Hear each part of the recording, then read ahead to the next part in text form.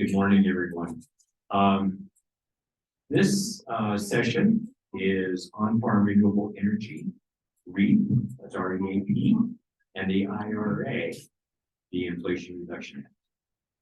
I'm going to read kind of what we're here about, shamelessly stealing from the description that was provided by AERO.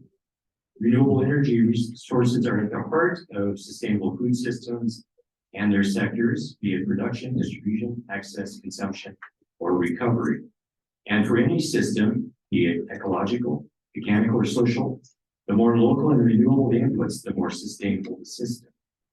That understanding has been the core of the work of AERO, MREA, that's the Montana Renewable Energy Association, and NCAT, the National Center for Appropriate Technology, for decades. Today's focus on climate healthy operations is providing new opportunities for promoting renewable energy possibilities. Given that all of us in the sustainability food system community have a common vision of building a reliable and resilient Montana food system that nourishes us and future generations, the questions we want to explore in this Expo gathering are: who's not yet at the table who can help move solutions forward? And how do we grow this movement together? My name is Juedeman. I've been a long-term member of AERO. I am now very privileged to serve on the board of MREA. I've been a longtime fan of NCAT, and so I'm very excited to be here. I would like to introduce our panel. We have with us Makenna Sellers. Makenna became the executive director of MREA in 2022 after earning degrees in environmental studies and sustainable business from Gonzaga University, where she pioneered the university's first composting and recycling program. Prior to MREA, she championed workplace improvements for nurses in Southwest Montana and served as a clean energy organizer and state legislative lead at Northern Plains Resource Council. While at Northern Plains, she worked with the coalition to pass CPACE, a pivotal tool for energy efficient commercial and multifamily development. Makenna was recently honored with the 2023 Emerging Clean Energy Leaders Award by the Northwest Energy Coalition. Stacie Peterson is the Energy Program Director at the National Center for Appropriate Technology, NCAT's Sustainable Energy Program, which includes the Agrisolar Clearinghouse, the Energy Efficiency Program, the Energy Services, Business Partners, Low-Income Home Energy Assistance Program, that's LEAP, okay. Clearinghouse, National Energy Assistance Referral, NEAR program, the Residential Energy and Energy Codes. She holds an undergraduate and graduate degree in environmental engineering and an interdisciplinary doctorate. Her communications literature, her doctoral program integrated environmental science, environmental history, public health, technical communications, literature, and anthropology. She enjoys developing interdisciplinary programs with diverse teams, such as her work connecting the NCAT Sustainable Energy and Agriculture programs in the Agrisolar Clearinghouse. In her energy conservation work, she's helped save enough energy to go to the moon and back over 3,000 times. So we've got a really great panel here. This has been, sorry, to give you an idea of what we're doing. That is our welcoming introduction. Now we're going to have our presenter introductory remarks from Stacie and Makenna, and then we'll have a dialogue with you, the audience, for about 40 minutes, and then we'll conclude with 5 minutes of to summarize, develop our actions and takeaways, and provide you with a link to do a survey so you can tell us how we're doing. So with that, I'll pass it on to Stacie, who's going to lead off with her discussion buddy. Hi, everybody. Thanks for coming. I'm Stacie Peterson, as you mentioned, and I'm with NCAT, which is the National Center for Appropriate Technology. And just a little bit about us. Some of my colleagues have been presenting, and we've got a table out there so you can see some of the great work we're doing. We do sustainable energy and sustainable agriculture work. So within that, I manage the energy side, but on the ag side, which a lot of folks are here to talk about today, there's Grow Montana, which I think they're speaking about right now. Our AERO program, which is a USDA program that provides technical assistance for sustainable agriculture. We do these great programs like Arm to Farm, where we assist veterans as they're transitioning into agriculture. And we do projects like Soil for Water, which Linda Poole was just talking about in the last session. Over on our energy side, we have low income advocacy work that we do through our LIHEAP Clearinghouse. We run that nationally for Department of Health and Human Services. And as a part of that, we run the National Energy Assistance Referral Hotline. So anytime you see something flash up on the TV during some kind of a disaster, or in the winter when the bills are high, or in the summer now when you have a lot of air conditioning, and it says, call this number and we'll help you. It comes to our office in Butte. So we run that. We have energy services, and I'll talk about these a little bit more as we go, but we do energy engineering work there and solar. And we also do residential work. And another big thing that we've started to do, where they don't make Montana at the table on this yet, and we'd love to help that happen, is an Agrisolar. So I'll talk more as we go on that. This is our little bit of stats on our LIHEAP Clearinghouse. You can now use LIHEAP funds for solar, so especially in community solar. So I think that's a wonderful thing that's happened in the last few years. We really weren't even allowed to talk about solar. They considered it a political issue in our policy briefs or in our advocacy work in LIHEAP before, and now we can. So that's a really nice improvement. We're able to connect with a lot of people nationally through LIHEAP and help them. It's over 500,000 people a year that we're talking to this way. As mentioned, energy services is our energy engineering group. We do energy conservation work. We also do solar. We always try to do solar capacity as a part of any of our energy audits. Financing is always a big part of that. So, REAP is a really big part of that too. CPACE, which you were part of creating in Montana, has been a wonderful way for people to finance some of their energy efficiency and solar projects. We work really closely with Montana DEQ and their energy group for that. We also work with groups like Montana Facility Finance Authority and the Montana Department of Commerce to do projects around here. In addition to energy auditing, we do commissioning work. We've done over 3,500 projects in Montana, and I have the moon and back for the whole group there. It's pretty impressive. And we've saved Montanans over $151 million in energy costs. So we really always try to think of how is this impacting, and we really think about low income when we're doing it. So we're really proud of that work. This is an exciting thing that just happened. We haven't quite kicked it off yet, but working with Makenna on this. This is a RAMP program, and it's going to be a REAP Assistance for Montana program. This is funded by USDA Rural Development.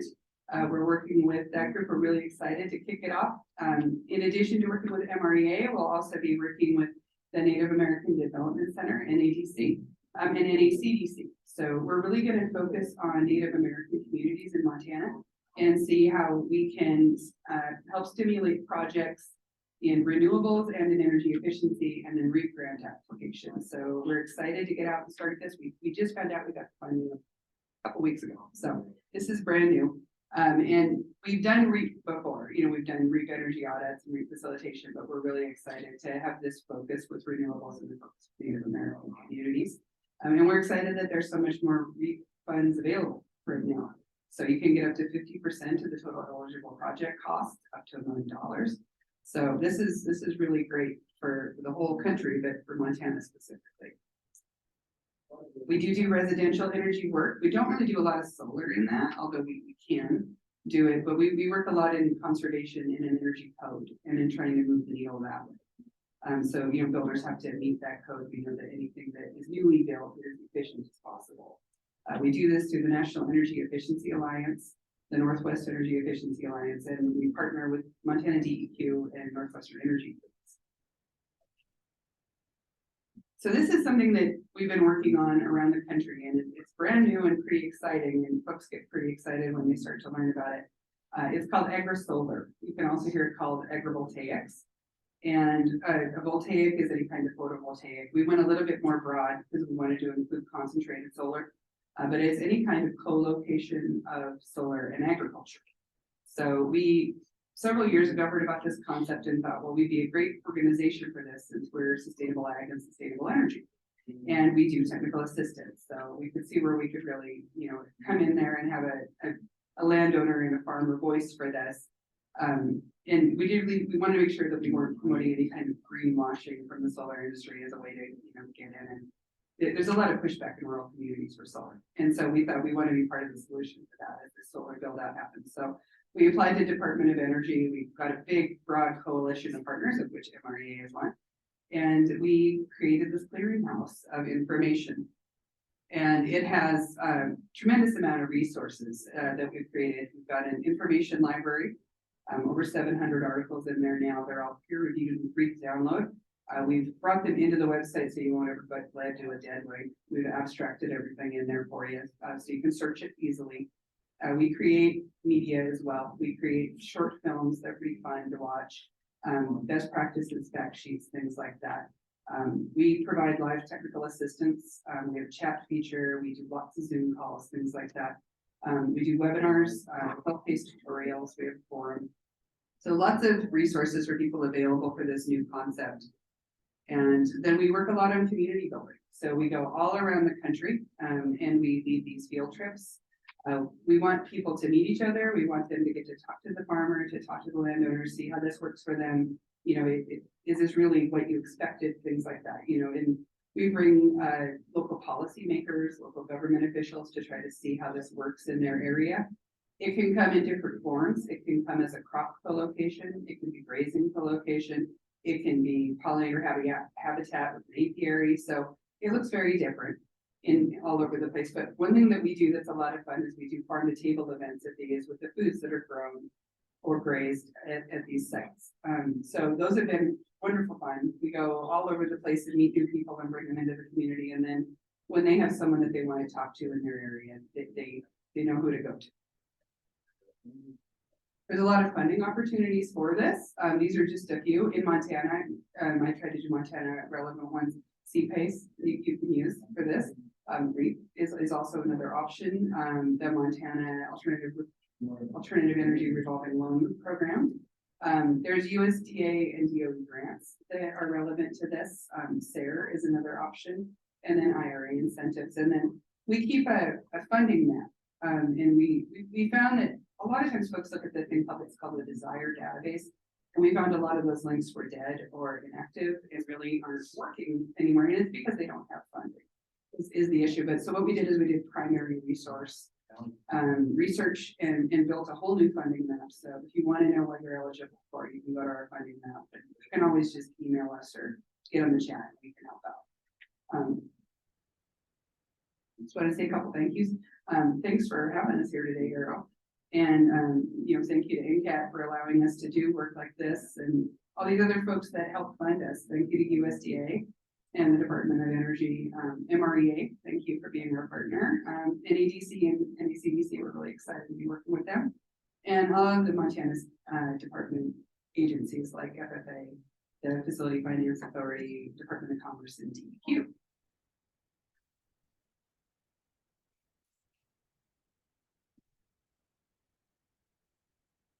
Thanks, Stacie. Thank you for that great overview. So our intent here is to introduce you to our organizations, what we work on, give some more information about REAP and the IRA. I'm realizing at the beginning here, we threw a lot of acronyms at you right away. It was 10:45, by golly, good thing it wasn't 8 o'clock. And we didn't describe REAP. I'm sure you've heard about it plenty if you're a part of the sustainable ag community, which I know many of you are playing a role in that. REAP stands for Rural Energy for America. So the REAP program is administered by USDA Rural Development, and its intent is to provide grant or guaranteed loan opportunities for renewable energy or efficiency upgrades. And this is incredibly important and an amazing opportunity for Montana, just as Stacie said. And so we want to dig deeper into not only REAP opportunities, who's eligible, how you might apply for your small ag operation or small business in rural Montana, but give you a few more guiding tools. I'm realizing my phone didn't work too bad. A few more guiding tools about incentives for either electrifying or making your property more efficient and sustainable. So let's start out by talking about MREA. So Montana Renewable Energy Association, we're a nonprofit, member-based organization, and our entire mission is to advance the renewable energy industry of Montana. So we're focused on statewide. Our members are powering Montana's clean energy economy and ultimately changing lives for the better. So our membership includes clean energy and renewable consumers, supporters, as well as the industry professionals that are doing this work in the state, very hands-on. There are vendors and contractors that you might be calling up one day. And then as far as achieving our mission of advancing renewables, because that sounds really big, we do this through 3 primary pillars. We do this through community education, advocacy, and industry engagement. So this map shows you a few of our business members. Most of these are solar installers, but they'll cover other ground as well. We have a range of contractors and vendors and small businesses in our membership that focus on residential and commercial installations, all the way to the utility scale construction for wind, solar, hydro, you name it. So this is a map that is not as geographically representative as I'd like it to be because the logos just won't fit, but we have about, operating right now in Montana, there's about 40 contractors that do either solar or some kind of renewable energy as a part of their business model. And then just to give you the statistics that are an estimate of basically like what does the renewable energy industry, what does the market look like for Montana? It represents about 350 jobs and just about 250 megawatts of total installed capacity for solar, and that's enough to power 32,000 homes. Yet, even though those sound like big numbers, for Montana, that represents just 0.1 of the state's electricity consumption with solar. So I see that as an immense opportunity to be focused on renewable energy resources and distributed power. So to give you more context about our work, like I said, those 3 pillars of education, advocacy, and industry engagement. When we're talking about education, one of the things that I like to, shameless plug, you can go visit our table to talk more about it. We host a monthly Exploring Energy webinar series, and we'll tackle topics ranging from renewable energy and tribal sovereignty to what's the deal with microgrids to just thinking of some of our recent topics, weatherization and efficiency. So there's some hands-on topics that would be accessible to everyone, whether you're just looking for clean energy 101 or you might be a professional in the field. And those are totally free. We just want to expand the renewable energy network of Montana and have more players involved because, as you know, and even through just listening to Stacie's bio and the focus on interdisciplinary problem solving, that's what we have to do here. So by nature, there's a lot of interdisciplinary involvement at the municipal level, the local level, small businesses, consumers, that all play a role as far as advancing renewables in the state. Another key factor that MREA does in our education bucket is the Montana Clean Energy Fair. So that's your one-stop shop for clean energy opportunities. We host an all-day series of workshops. We have vendors ranging from nonprofits to contractors, and it's a fun and family-friendly opportunity to just figure out like what's out there in Montana. Because you hear about these national headlines all the time, but as far as translating and distilling to what's happening on the ground in our state, that's a big part of what we do. On the advocacy front, we're very active at the state legislature, because right now the renewable energy industry is responsive to the policy landscape, and that's true nationwide. So depending on your state level policies, that will dictate energy adoption and whether the economics pencil out for that type of scale for development. So we're very active at the legislature with concept called net metering, which I will describe here a little later. That's a very important piece to adopting solar or other renewable energy resources. And we're also active at the Montana Public Service Commission. Those are our regulators who decide what consumers pay for electricity and what the investor-owned utilities can cover charge for that to have a healthy utility and make sure that it's stable and sustainable and reliable.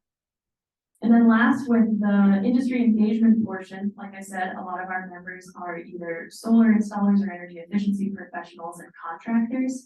What we're planning on doing as the association, especially with the passage of the Inflation Reduction Act and this increased momentum for adopting renewables, whether that's climate motivated or cost motivated, we come from so many different motivations, or people come to the table for a ton of different reasons, and we accept all those. That we're working on workforce development and finding inroads with Department of Commerce. Our next Exploring Energy series is actually about clean energy apprenticeships. So if you're looking at that, the Exploring Energy series, that'll be on November 1st, just to give you a sense of how sometimes there's intersection between education and industry engagement, but that's the direction that we're taking. So, and I touched on this slightly, but just asking yourselves, like, why are we even talking about renewable energy? What are those motivations? And for our membership, and I'd say this is also representative of the state of Montana, there's a lot of different reasons. You might be motivated simply by the cost savings.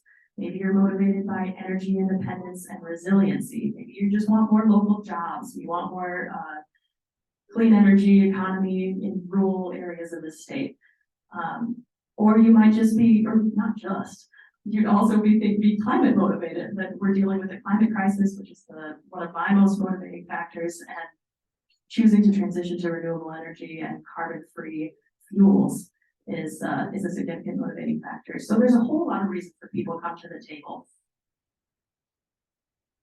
There's a couple points here, since we're talking about on-farm renewable energy, that I put a slide in here about solar panel durability. So the technology for panels and the way that our installers have been supplying to both residential, commercial, agriculture, to me, it's all electricity. And what I could say about renewables or solar for a residential system, I could also say for your on-farm system, that we're talking about electricity consumption and ways to offset and create your own generation to maybe offset your electricity costs in the long term. So the durability of panels right now, it's pretty standard to see a 20 to 25-year warranty on these systems, and they're meant to withstand high winds, hail, heavy snowfall, and that's all factored in with the solar professionals. If you're looking to start this process, MREA hosts a installer directory on our website. So that map that I put up with all the different fun logos, you can find the information for each of those installers, and they'll make sure, if you're considering going solar on your property, they'll make sure that design is right for the climate that you're in, the heavy snowfall that you might have in your area, and that's all a part of your system design. When we're talking about Agrisolar, which I think is incredibly interesting, the ability for us to plant, if you're putting crops on the ground next to a ground mount solar, the water and the evaporation actually cools down the system in the peak of summer and makes the solar panels operate more efficiently. So I think that's a fascinating finding. You can find a ton of these things on the Agrisolar Clearinghouse website with NCAT. It's an incredible resource, but just to give you a flavor of how those things could coincide. A few other factors that you might consider when thinking about on-farm renewable energy is who your electricity provider currently is. So in Montana, the two primary electricity providers are investor-owned utilities and rural electric co-ops. If we're going to put together a pie graph, that's going to take over the lion's share. And the tiny little slice, you might have off-grid systems. If you're completely off-grid and you don't have a service provider, it's all you. Good on you if that's the case. That's very impressive and hard to do, but people do it. There's tons of property all across Montana doing that, and you can look at Sage Mountain Center as an example. Or the town of Troy is our only municipal electricity service provider. So just a fun fact for your trivia today. But investor-owned utilities and rural electric co-ops are managed much differently. Investor-owned utilities, that's Northwestern and Montana Dakota Utilities. Those are investor-owned companies, and there are also monopolies that are regulated by the Public Service Commission. So there's a few more dynamics, and that go into decision making. And then with your rural electric cooperatives, those are member-owned and they're operated by a board of directors. So if you're a part of a rural electric cooperative, you're already a member owner. And from what we've seen in Montana, if there is enough of a groundswell of member owners that would like to see community solar at their rural electric cooperative, or better net metering policies at their rural electric co-op, that you can create a groundswell of interest to approach the board or perhaps even run for the board to make those decisions. Where with the investor-owned utilities, they have to go through more statutory requirements, be approved by the PSC. So they're just different steps.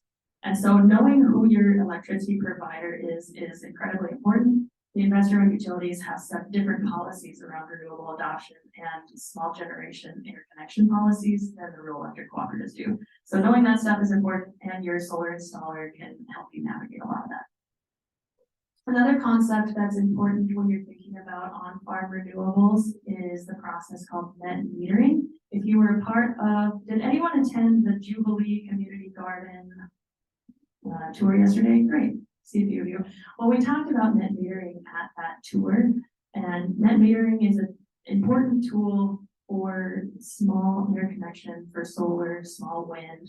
I want to take wind out of the picture because that's definitely something that you can do on your farm. But net metering is a crediting mechanism that the majority of the utilities use for small solar or small renewable energy generation. So if you're consuming all of your energy on site, that's great. If you happen to be generating more energy than you currently use, that can be exported onto the grid and given to your nearest neighbor or whoever is drawing power from your grid. And you capture those exports in the form of credits, most typically. And so net metering has been a common policy that we've seen across the nation since basically the late 90s and early 2000s.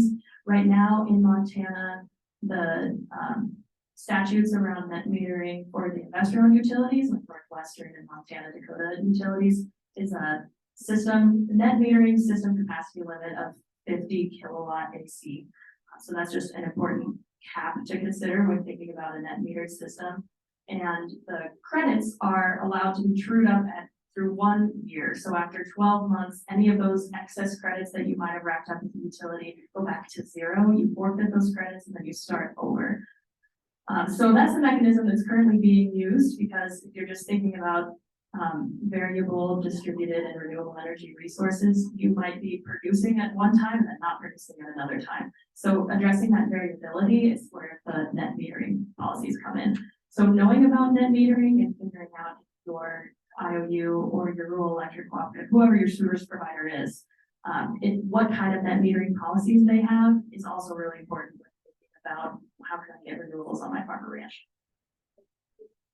So now I want to cover just a few points about REAP, Rural Energy for America. These come directly from the USDA Rural Development folks. I have not yet seen, I don't know if there are folks here today that are talking about REAP, but Daniel Layton out of the Bozeman office is an incredible resource. Ed Gilbert, I think is his last name, in Missoula, but just so you know, MREA stays really connected with the USDA Rural Development folks who are working on REAP and want to make sure that anyone who's considering REAP can be successful in that process. So first we got to think about, okay, these are grants and guaranteed loans. Who's eligible to take advantage of those, and what kind of projects can you do with REAP? So this slide represents just the different types of energy efficiency and renewable energy eligible projects for REAP. So of course I've been talking a lot about renewables because we're the Renewable Energy Association, but we always lead with efficiency first. But if you're motivated by cost savings, if you're motivated by climate, the cheapest electrons are the ones you never have to generate or use in the first place. So if there are ways that your farm or ranch could be taking advantage of some efficiency upgrades, even as simple as lighting or heating and cooling, then that's an option for REAP. Same with renewable energy projects like solar, wind, small hydro, anaerobic digesters are eligible for REAP as well. So who can use REAP grants? Who can even apply for REAP grants? Those are small businesses and ag producers. This goes into a little more detail about what those entities are defined by, because the devil's in the details, right? So the nitty gritty of project eligibility for small businesses, you have to be a for-profit, cooperative, electric utility, or a tribal corporation use REAP. And that has to be in qualifying rural areas. If you're an ag producer, you don't have to just be in a rural area, but at least 50% or more of your gross income has to come from ag operations. And we can't go into everything about REAP today. However, MREA hosted a Reaping the Energy Benefits in Ag Country webinar, and it's about 40 minutes long. If you're just looking for a primer, we have this on MREA's YouTube channel. So a host of resources, I think, between NCAT and MREA that you can go check out. And then last, how can MREA fit into this equation? Like I said, we're a nonprofit that's advancing renewables at a whole host of different scales. You can check out our website for the MREA installer directory to get yourself started with a potential contractor. We also have a step-by-step guide over at our table. If you want to check that out, the step-by-step guide of going solar, starting with your goals. Like, what are you really trying to accomplish? Are we trying to accomplish cost savings? Are we considering, do we want to make an investment for the next generation? And that will change your approach. So I very much encourage you to check out that website. And then last, there's a few incredible energy and climate opportunities on the horizon, including we mentioned that we talked about the Inflation Reduction Act. Perhaps we can get to that during Q&A. But Montana, a cohort of Montana organizations have applied for Solar for All. That's a grant competition for low-income solar access, especially in disadvantaged communities. So we're really hopeful about that. Also, the launch of the American Climate Corps, and that's similar to AmeriCorps, or kind of an offshoot of AmeriCorps that was just recently announced by the Biden administration, with a focus on building out the clean energy workforce in the nation. So we're excited to bring some of those opportunities to Montana. If you want to stay connected to MREA, I encourage you to become a member, because like I said, we come from all different types of stripes, or get on our newsletter to stay in the know about what's happening in renewable energy and clean energy policy in the state. That's all.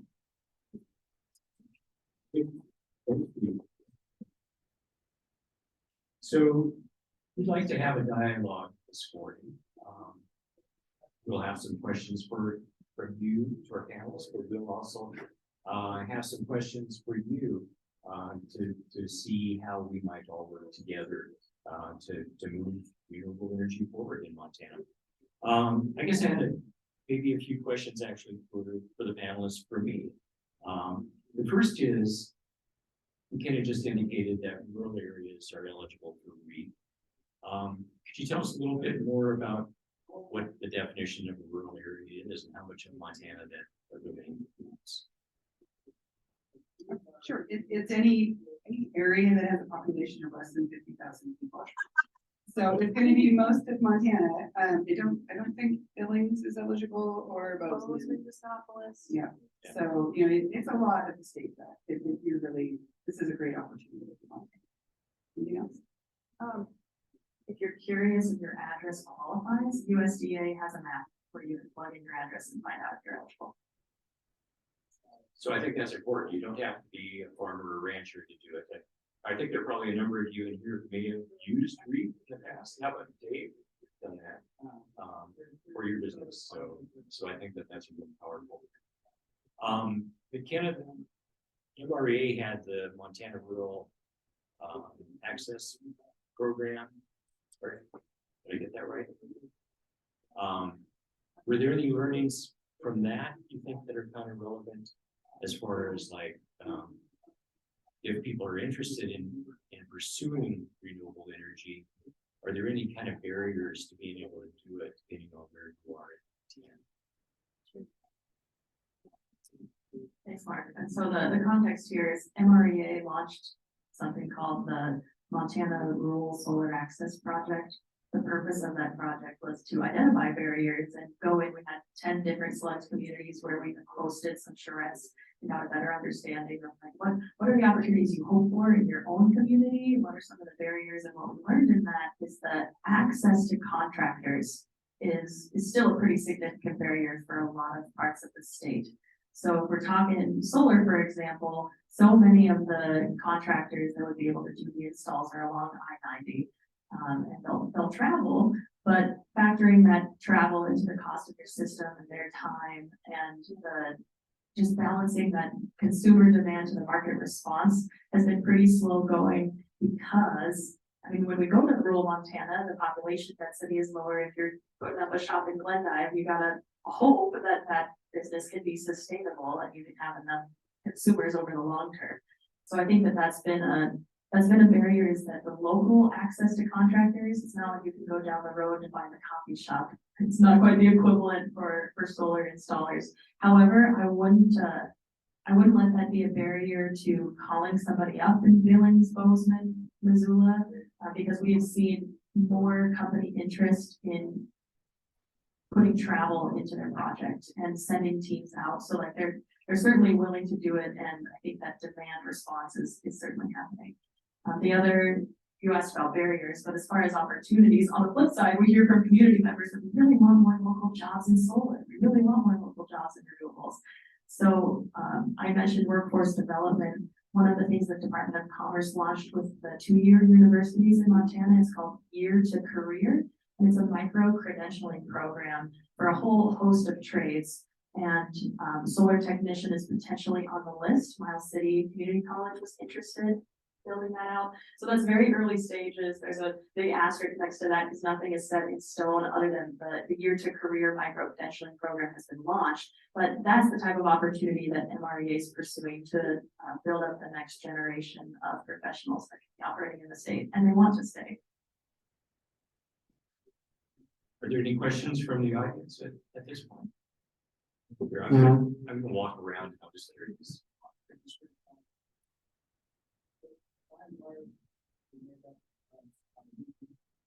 So I had encountered some questions about going into a conservation easement and limits on the amount of solar you can have under those easements. Do you know how we're gonna either get over that hurdle or what those limitations might be? I've got some, for you guys, have any answers? Because I've actually been involved with the recent conservation easement on our family's ranch property. And what happened there was that you are limited to, you know, having like a major solar farm or a major wind farm or something, because that's it's going to affect the agricultural nature and wildlife access probably. So we were restricted in that area. We were able to have an area set if we had wanted to for generating renewable energy for the ranch operations. So that was allowed. So I think the question about if we were to do Agrisolar, I think that might be kind of an issue, depending on what the scale of that was. If it were Agrisolar like you saw at the Garden, where it's like there's probably a 50 kilowatt max system, I don't think that should be an issue likely. But if you did something that was utility scale, you know, 20 megawatts, 300 megawatts or something, that would probably be an issue. But that's kind of one of the things that when you're working with your land trust or whoever it is that's proposing or that you're trying to develop the conservation easement with, that would be part of the discussion you would have, and that would be all set out in the conservation easement. Was this your question just solar? Well, I just was kind of getting an idea about what the limitations, what is that line of, is it just depend on the land trust? And, you know, as we are getting ready to enter into conservation, we don't want to overdo our solar installation. So, but did wind affect your land? Was wind an issue on your land trust? So it's not a great wind resource area where we are, but it would have been restricted. Yeah. To energy use on the farm. Yes. So we actually had, at that time, we had a small wind generator. And so that was not restricted, but yeah. Now, and the other part of it is, I think if you already have existing solar projects or existing wind, that would probably be incorporated into, you know, or grandfathered in a sense into the baseline. It may affect whether or not a land trust would be interested in having a project.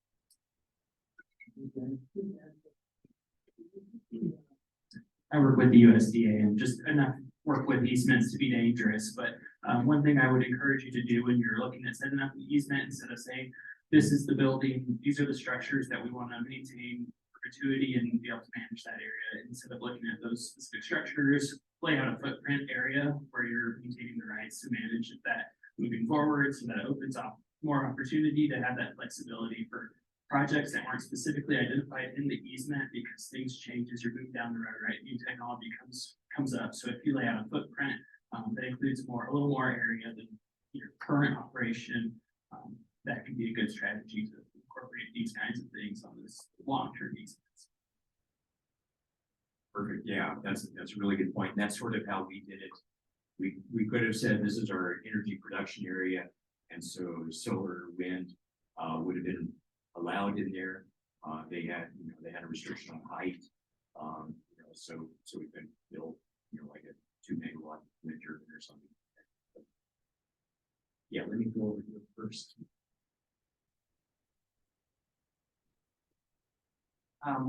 One question, so for either of you or anyone in the room. So one of what appears to be a limiting factor with REAP is we're dealing with the federal grant, which you look at the RFP, pretty long and detailed. And so I'm Carl Sutton. I used to work at Lake County Community Development, and we began talking again with the Food and Ag Center there about actually putting a person to write those grants and break that barrier, because it seems like the money's there, but producers are working in fields and they don't necessarily have the technical knowledge to jump that hurdle with the federal program. And I'm wondering, with the technical assistance dollars, is that part of your plan? Is to write the grants? Yeah, we'll be specifically focusing on Native American communities within the RAMP program that we talked about, that Makenna and I will be working on, but the FADCs will be working on that throughout the rest of the year. Yes, right. So let's have her speak a little bit. Hi, I'm Stacie, by the way. Okay, so this is all pretty new days, early days on this, but NCAT was awarded a technical assistance grant, as well as the Montana Department of Agriculture.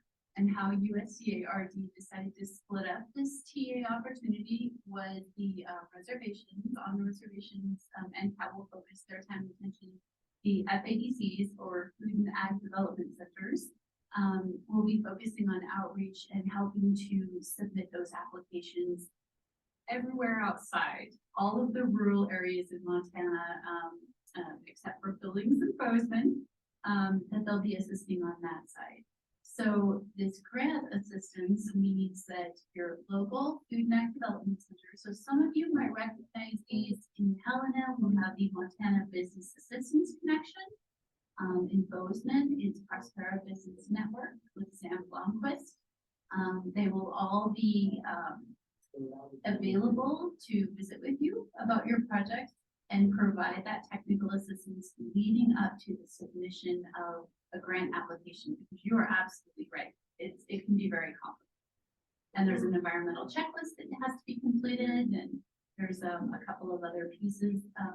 So they will be responsible for helping out with that. So you're not alone if you're looking at applying for REAP. Please do consider assistance through one of those entities. There's 11 Food and Ag Development Centers all throughout Montana. So consider working with your local folks.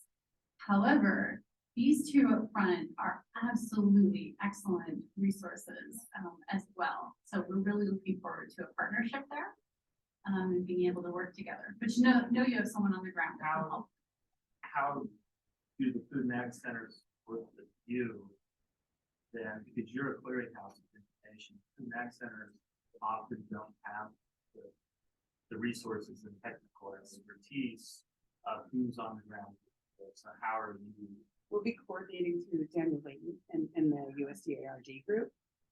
Yeah, we do offer, the energy audit. That's often a barrier to the REAP too. So, but we are limited in scope. So I think we will work together. If we have people contacting calling us that are outside of the Native American communities, then we will pass it off to them for help. But what we will do is work with Daniel Layton and the SDRG group to coordinate. We just got this, so we're just starting to coordinate. Yes, yeah, we're days, but our FABCs are raring to go. They're really excited about being able to help with this and of course, the mission of, this opportunity, is really important. So. And how do you find your closest FABC? Oh, so we have a table right out there. It's the Department of Agriculture table, and you can see there's a brochure there that has all the locations of every FABC along with their contact information. So yeah, just check out the table itself. One other, One other thing from. just one other note since you brought it up, that from the business side, there's a number of installers that bake in the grant writing application for REAP into their business operations. So they'll charge a fee for someone, even though there's a lot of hands-on needs from the property owner as well as the vendors. So in a way, you can't just pass off the REAP application and say, okay, I'm just gonna have one person write it. You're gonna have all the players involved. But you're right, that's something that the barrier we're trying to address with some of the TA work. And just wanted to mention that some of our installers offer that REAP assistance in-house. And in your clearinghouse of installers, are they clear that, hey, we offer this additional service? Occasionally, yes, just because it changes, I don't have it on concrete, depends on the company. Typically in energy efficiency, that's not offered. Right. You could get it with one of the larger firms like CTA or those. Okay, I've got, I guess, a couple comments and questions. Relative to what you're asking, Carl, so, I'm David Owen with Time with Seeds. We have a organic cleaning operation just out of Great Falls and home. And about 5 years ago now, we,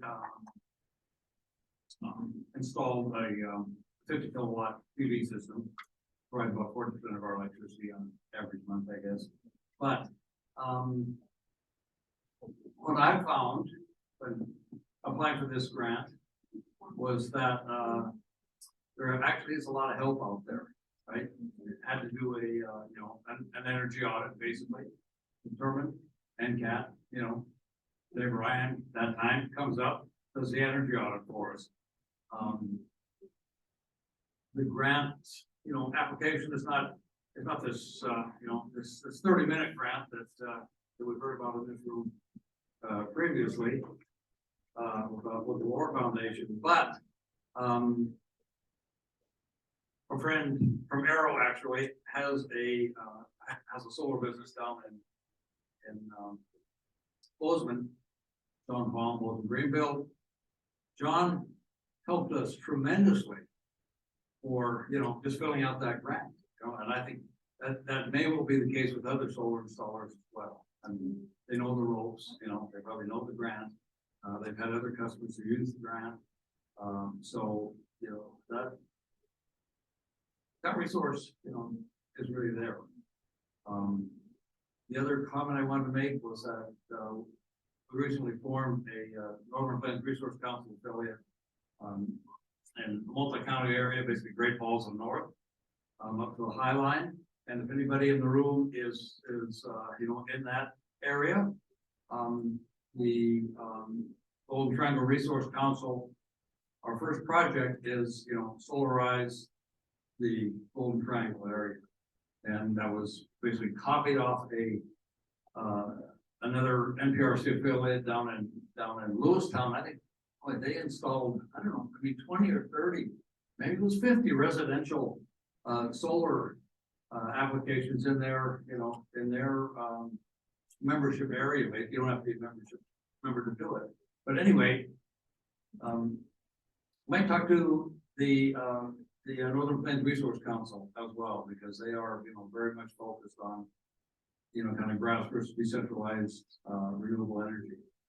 And they offer some resources, some contacts with other people who've already done the grant program and so forth. So there is help there for sure.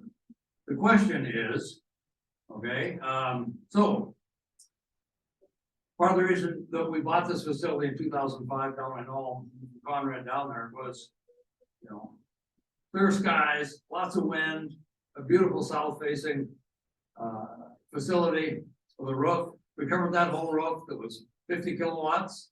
Okay, it provides roughly 40% of our energy. We've got 5 acres, but we are, because it's a Northwestern Energy and net meter system, that's all we can do, you know, right, legally.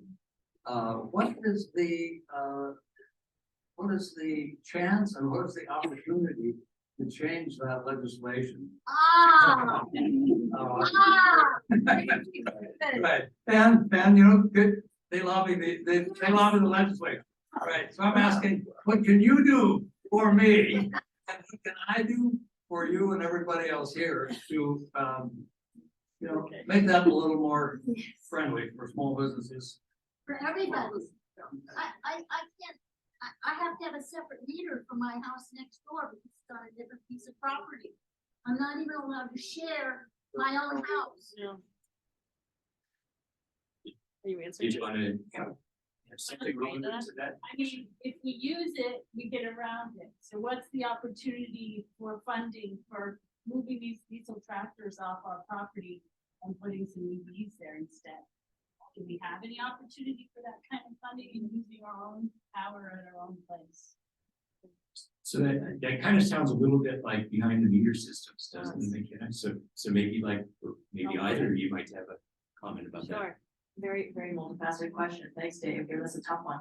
But starting with the 50 kW cap for net metered systems, what we have been seeing in other parts of Montana is the designed to be non-exporting for what you plan to consume on site, and then still maintaining the 50 kW or less for the net metered portion of the system.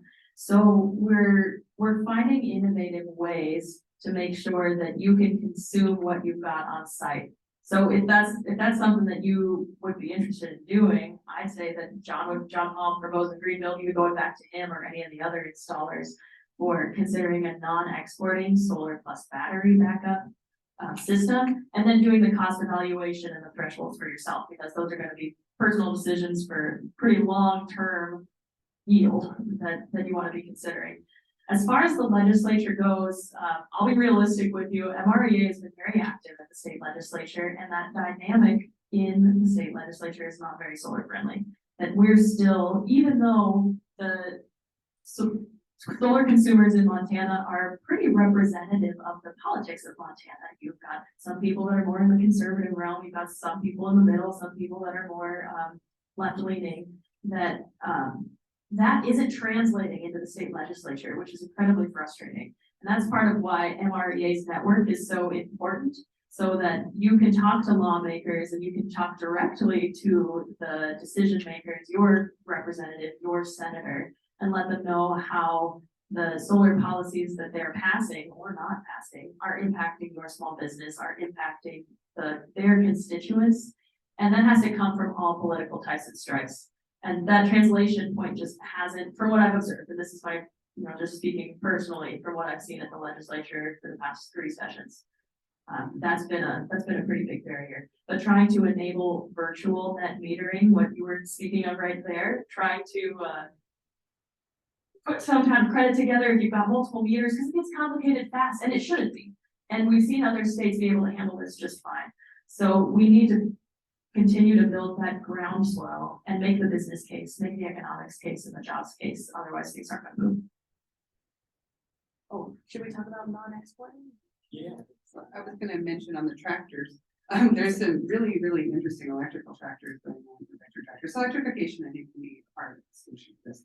There's also some tractor groups that we've been working with that are actually, they've got the solar embedded over them in the big move. So there's a lot of really innovative designs that could do your own personal use, that could work with the system. Is there any opportunity for funding? Yeah, I think that you could apply through, yes, you would have to show the energy savings, you'd have to show your base case with the energy audit, but we could assist with that. You would want to show, what I'm using now, what type of energy, what's your change case, what's your cost, what's your payback, and it's not all that complicated. It's just you have to have it done. You have to have it by an engineer. But we have this, so we can help you. or comments? I'm gonna say, Oh, that's oh, okay. well, I always want to.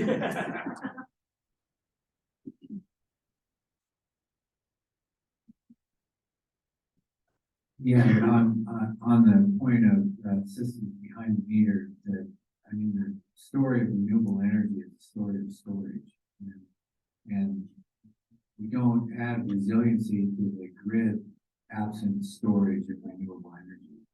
It, you know, we just crunch numbers and it doesn't really have much resiliency without having storage.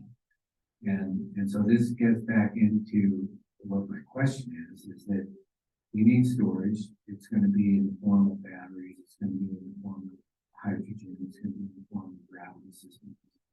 It's going to be in the form of electric tractor. You know, it's going to be your electric car. You know, build car to vehicle to building the grid systems. But all of this kind of ties up into, we're into this big push on solar. We're about probably 10 years away now from this becoming critical. Is what are we going to be doing with all these 25-year-old solar panels? What are we going to be doing with the batteries? What is the, you know, where is the impetus? Where is the push now? Instead of, you know, we're constantly chasing the next innovation to deal with the last solution to a previous problem. You know, it's just a constant chasing on this. And so we're 10 years out now for this. And so who's kind of working on these issues, battery, solar panels, these kind of systems, and recycling? And I think probably McKinney has some comments about that, but I will also say there's been a recent report from MREA that came out, which kind of gives us a sense of the scale of the recycling or, you know, the waste generated by PV and by batteries in the future, you know, 25 years out or 20 years out or whatever. And it's dwarfed by the amount of energy waste that comes from coal ash and things like that. So certainly it's an issue I think we need to consider and is being considered, but compared to your fossil fuel infrastructure it's very, it's going to be very small. But I think there's lots of opportunities. And McKenna, I'm assuming we have some comments about that. Just one other example. Okay. I'd say that where we're at in Montana is, we're not there. Realistically, we're not there with recycling. I think that the NREL study is important too, because you gotta weigh costs and benefits of recycling. Is it better to be spinning our wheels versus the continuing to work on implementation and adoption, or both? And I think it's going to be a mixture. If you're looking for a case study, Sunrun, the largest solar residential company in California, is working directly with a recycler. And so we've started to investigate some of that, but as even Northwestern Energy with their Universal Systems Benefits grant, their lead person is asking this very same question. We're dealing with the potential retirement of 25 plus 30-ish years. Another note that I'll make, that just because there's a 25 to 30-year warranty on your solar system doesn't mean that it just stops working at year 30, that you still have a lot of production value in future years. So I just don't want to discount that.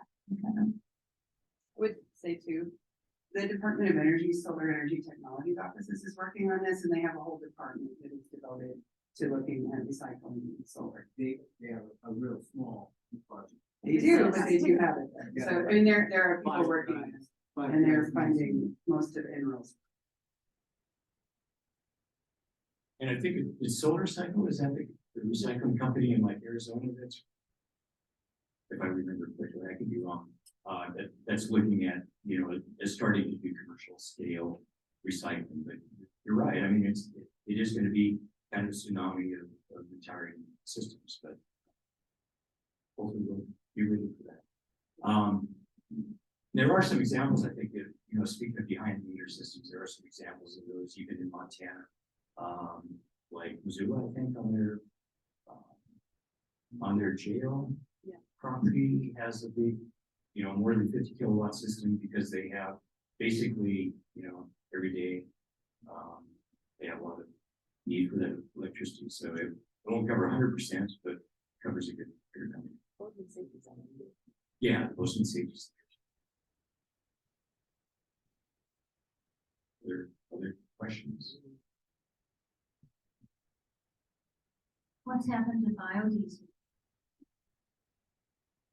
I think people are still working on it, but I don't think that it's as in the forefront as. Yes, but it doesn't take rare elements Yeah, I agree. to run your tractor, Yes, I think that it could be considered as an option. but why has it fallen away? Funding. I just think it's one of the larger reasons, but I don't think there's as much funding or that people are making as much money off of it.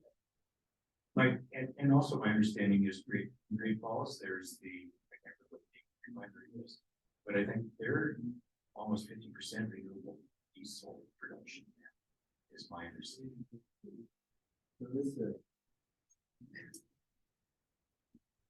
This is an area of quite a bit of controversy. I led a study out of Michigan Tech a number of years ago where we looked at sustainability of biofuels across the Americas, South America, from Tierra del Fuego to the Arctic Circle.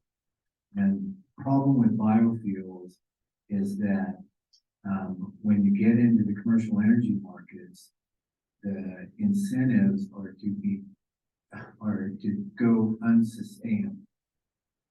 And we go there quickly. Argentina's currency crashed because they charged into soybean production to sell biodiesel to Europe. And when you do the life cycle assessment on it, you look at the land use change, and you look at the real carbon footprint of commercial scale biodiesel, then it just blows up in your face. I'm talking about local. Well, the next problem is that so to do biodiesel, there's a 3-step process.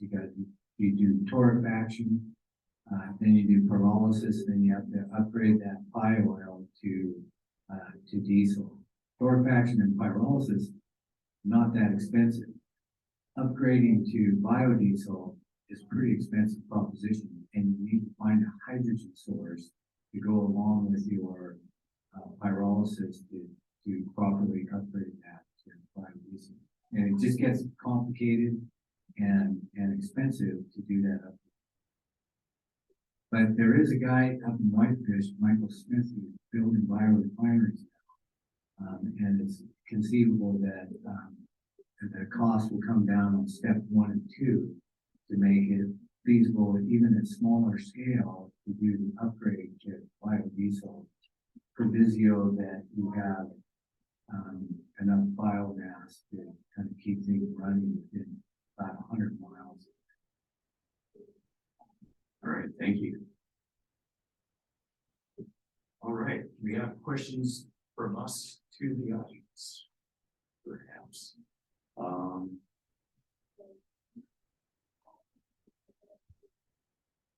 So what sustainable energy projects are you interested in working on, and how can we help?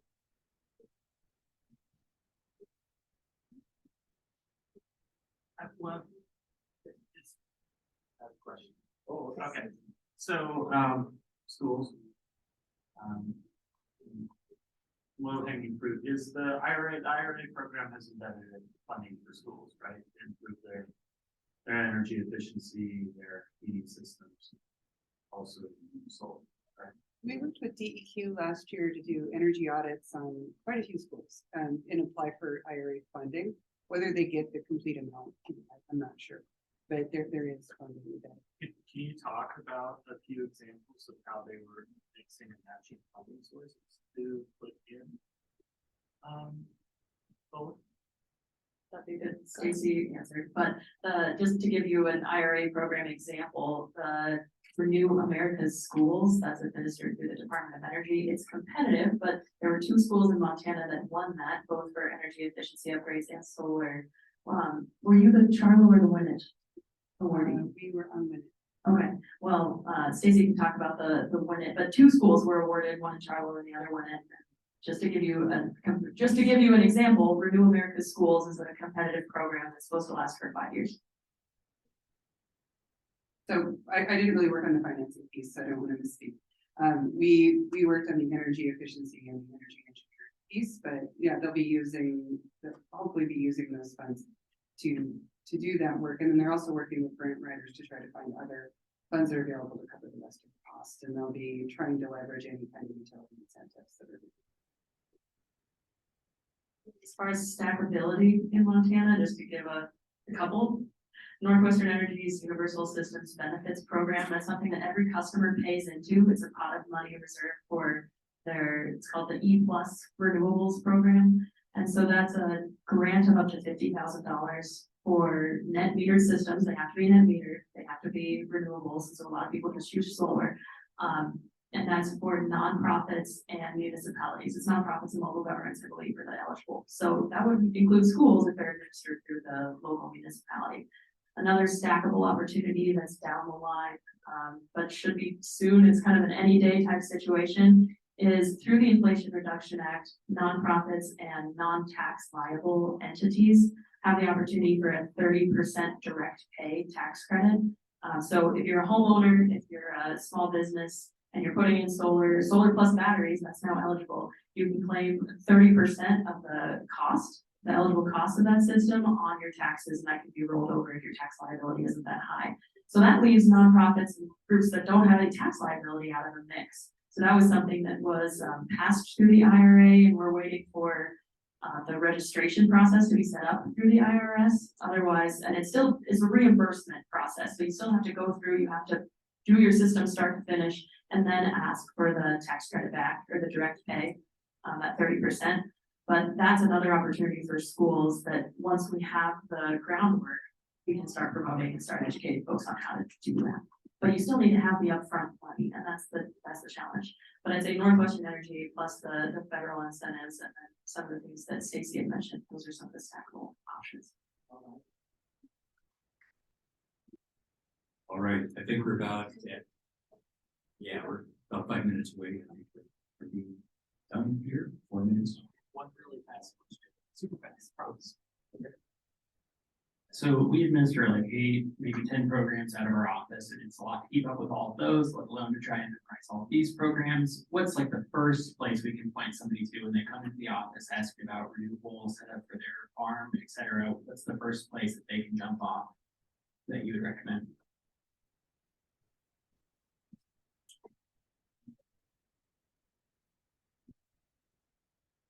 The MREA? Yeah.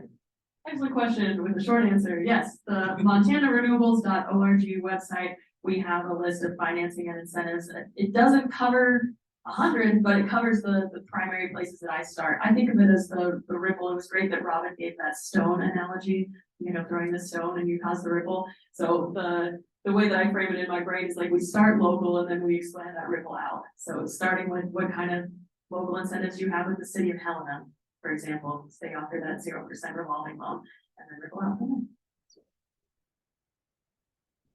All right, let's have a round of applause for accounts.